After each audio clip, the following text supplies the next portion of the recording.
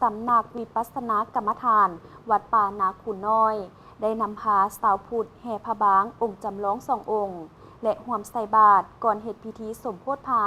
เพื่อประดิษฐานไว้อยู่วัดให้ประชาชนได้ไปกราบไหว้และศึกษาเรียนรู้เพื่อเป็นการนำพาออกตนญาติโยมชาวพุทธศาสนิกชนเจ้าภาพเจ้าศรัทธาได้ปฏิบัติตามฮีตของประเพณีและสืบสานอนุรักษ์รักษาวัฒนธรรมก็คือการบูรณะปฏิสังขรณ์และรักษาพุทธศาสนาเผยแผ่หลักธรรมคำสอนของพระสัมมาสัมพุทธเจ้าและอบรมธรรมะปฏิบัติกรรมฐานดังนั้นมาในวันที่6-7 มีนาคม 2025 นี้ทั้งสำนักวิปัสสนากรรมฐานวัดป่านาคูน้อยจึงได้จัดงานผ้าป่าสามัคคีและสมโภชพระบางองค์จำลองที่ได้เทท้องหล่อสำเร็จในท้ายปี 2024 ผ่านมาเพื่อนำเอาวัตถุปัจจัยสืบต่อสร้างเส้นทาง 80 ปีของยะทานใหญ่สาลีกันตาศิโลที่พร้อมก่อสร้างในปัจจุบันให้สำเร็จโดยงานบุญครั้งนี้นำโดยพระอาจารย์ศรีทนสยวกศรเจ้าอธิการวัดป่านาคูน้อยพร้อมด้วยคณะสงฆ์และเจ้าภาพเจ้าศรัทธาซึ่งในตอนเช้าของวันที่ 6 มีนาได้มีพิธีแห่พระบางองค์จำลองที่เทท้องหล่อสร้างสำเร็จจำนวน2 องค์และพระไตรปิฎกตั้งแต่หน้าทางเข้าหาวัดเพื่อเกียมสมโภชแล้วประดิษฐานไว้อยู่วัดป่านาคูน้อยแห่งนี้ให้คนลาวชาวพุทธและคนหุนลางได้มากราบไหว้ศึกษาเรียนรู้ถึงประวัติความเป็นมาของพระบางและได้เห็นลวดลายศิลปะลาวล้านสร้างที่แกะลวดลายปรับแต่งอยู่น้ำองค์พระบางจำลอง2 องค์ที่สร้างขึ้นมานี้จุดประสงค์ในการเห็นบุญในมันเพื่อว่าเต่าโฮมความสามัคคีในบรรดาพระสงฆ์และก็ออกตนญาติโยมชาวบ้านนาคูนว่าเฉพาะว่ารวมเป็นชาวพุทธศาสนิกชนทั้งหลาย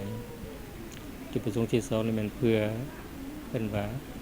สร้างพุทธรูปถวายเป็นพุทธบูชาธรรมบูชาสังฆบูชาที่3เป็นเพื่อว่าแสดงถึงว่าศิลปะลาวล้านสร้างเกี่ยวกับการหล่อพระพุทธรูปฉะนั้น3 จุดประสงค์ดังกล่าวนี้ถือว่าเป็นสิ่งสำคัญในการว่าเฮ็ดให้ออกตนญาติโยมพุทธบริษัทได้เข้าถึงว่าหลักธรรมทางพุทธศาสนาฉะนั้นการเฮ็ดบุญ 3-4 วันนี้ก็มีกิจกรรมหลายอย่างเป็นต้นแม่นอันที่1และแม่นได้สูตรพระไตรปิฎกซึ่งเป็นหลักธรรมคำสอนของพระพุทธเจ้าและก็เกี่ยวเนื่องกับพระบางก็เลยได้จัดกิจกรรมนำพาออกตนญาติโยมพระสงฆ์สูตรพระไตรปิฎกเพื่อให้เป็นว่ามีความเข้าใจ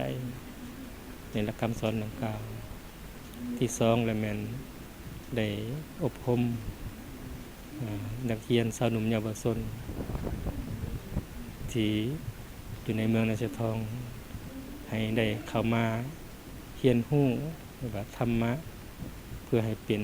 คนหาดีเช่นว่าเป็นลูกที่ดีของพ่อแม่เป็นศิษย์ที่ดีของครูอาจารย์เป็นเพื่อนที่ดีของมิตรสหายเป็นพลเมืองดีของประเทศชาติและก็เป็นว่าทายาทที่ดีของพระพุทธศาสนาอันนี้แม่นวัดป่านาคูนเฮายามใดก็แม่นได้เน้นกิจกรรมส่งเสริมคุณธรรมให้แก่นักเรียนเยาวชนทุกๆการจัดบุญอยู่วัดป่านาคูนแล้วแม่นได้จัดกิจกรรมอบรมนักเรียนแล้วก็อันที่3แม่นปฏิบัติธรรมเพราะการปฏิบัติธรรมนี่เป็นหัวใจหลักของสำนักวัดป่านาคูนเฮาฉะนั้น3กิจกรรมนี้ถือว่าเกี่ยวเนื่องกันมาตลอดในการจัดกิจกรรมดังกล่าวนอกนั้นก็มีการเป็นว่าเต่าโฮมเพื่อระดมทุนเป็นผ้าป่าสามัคคีเพื่อจะได้มาว่าบำรุงวัดวาพุทธศาสนาเป็นต้นแม่นการสร้างทาง80 ปีพระอาจารย์ใหญ่สรีกันตศิโลซึ่งแล้วไปในอีกตอนหนึ่งแล้วก็ตอนที่2กำลังดำเนินการก่อสร้างอยู่จึงได้จัดกิจกรรมเพื่อว่าให้บรรดาออกตนญาติโยมแล้วก็พระสงฆ์สามเณรได้เรียนรู้ สำหรับพระบางทรงองค์จำลองที่ได้สร้างขึ้นมานี้แม้นได้มีศรัทธาจากครอบครัวของท่านนางยมมาลาโสลังกุลและท่านนางจินดาลาพ้นประเสริฐที่เสียสละทรัพย์สินส่วนตัวเพื่อนำมาสร้างพระพุทธรูปก็คือพระบางจำลองทรงองค์นี้เพื่อประดิษฐานไว้อยู่วัดป่านาคูนซึ่งเป็นข้างทำอิฐที่ได้ร่วมเป็นเจ้าภาพสร้างพระพุทธรูปและมีความรู้สึกดีใจที่ได้เป็นส่วนหนึ่งในการอนุรักษ์รักษาพุทธศาสนาจุดประสงค์หลักๆก็คือ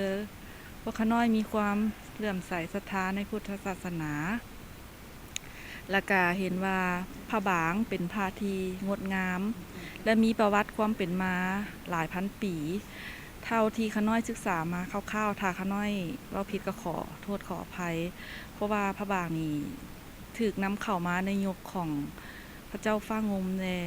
ล่ะคิดว่าคนเฮาผู้หนึ่งถ้าเชื่อในทางพุทธศาสนาคิดว่าบ่มีอย่างบังเอิญแล้วพวกเฮาคิดว่าเมื่อมีศรัทธาแล้วบุญเก่าที่พวกน้อยอาจจะเคยสร้างไว้หรือที่ฐานจิตไว้จึงได้นำมามีความตั้งใจอยากสร้างพระบางสององค์นี้ขึ้นมาแล้วก็ถือว่าเป็นโอกาสดีนอกจากนั้นเพื่อให้พุทธศิลป์ในพระบางนี่สืบต่อให้คนรุ่นลูกรุ่นหลานได้สืบต่อได้เบิงแล้วก็เป็นไว้ที่สักการะบูชาของเทวดาและก็มนุษย์ทั้งหลายนอกจากนั้นเพื่อเป็นเกียรติเป็นสิริมงคลแต่วงตระกูลของพวกขน้อยเนาะแล้วก็โดยมีองค์น้ำพาคือพระจันทร์ใหญ่ศรีทนสยามวงศ์สอนหัวหน้ากรรมาธิการเผยแพร่ศีลธรรมและปฏิบัติกรรมฐานศูนย์กลางแล้วก็เป็นทางเจ้าที่การวัดป่านคุณน้อยเนื่องในโอกาสที่วันคล้ายวันเกิดของเพิ่นวันที่14มีนา2025ที่จะมาถึงนี้พวกขน้อยก็เลยว่าในนามเป็นองค์หนึ่งที่พวกขน้อยมีความศรัทธาพระอาจารย์ก็เลยว่าเพื่อเป็นสิริมงคลแล้วรู้สึกว่าเฮามีศรัทธาอยู่แล้วก็เลยว่าร่วมกันว่าขอสร้างพระบางเป็นตัวแทนของพุทธองค์เพื่อให้พระอาจารย์ไว้นำพาให้แก่ญาติโยมศาสนิกชนได้เป็นที่สักการะโดยขอบใจสบายดีเนาะมื้อนี้น้อยนางจินดาราจันแดงและแม่ออกยมมาลาเนาะก็ได้มาแห่พระบางมาถวายแด่พระอาจารย์สิทนอยู่วัดนาคูนน้อยเนาะความรู้สึกกับปลื้มปิติใจนี่ถือว่าเป็นครั้งแรกในชีวิตเนาะที่ว่าเคยรอพระก็ได้มารอพระบางมาพึ่งบารมีพระอาจารย์สิทนเพิ่นนำพาสร้างพระบางเนาะเพื่อไว้เป็นตัวแทนขององค์พระสัมมาสัมพุทธเจ้าเพื่อไว้ให้ทุกคนได้กราบไหว้แล้วก็ไว้ให้ส่วนรุ่นล่างผู้ที่บันเกิดมาใหม่เนาะให้ได้กราบไหว้แล้วก็ให้มีว่าโดยให้ฮู้จักเรื่องพระบางแล้วก็ให้โดยให้ได้ให้คนรุ่นล่างให้ฮู้จักแล้วก็ให้ได้ไปสืบทอดกันไปหลายๆเส้นหลายๆรุ่นเนาะต่อมาในตอนเช้าของวันที่7มีนา2025แม่นได้มีพิธีตักบาตรถวายสังฆทานแด่พระสงฆ์จำนวน80องค์โดยได้รับความเมตตาเข้าร่วมพิธี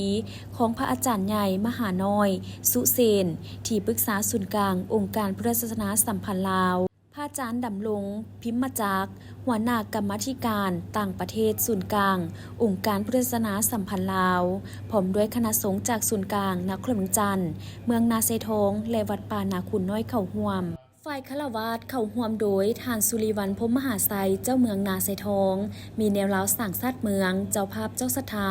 และญาติโยมชาวพุทธเข้าร่วมทำบุญตักบาตรหยาดน้ำและรับฟังธรรมเทศนาก่อนจะก้าวไปสู่พิธีถวายกองผ้าป่าสามัคคี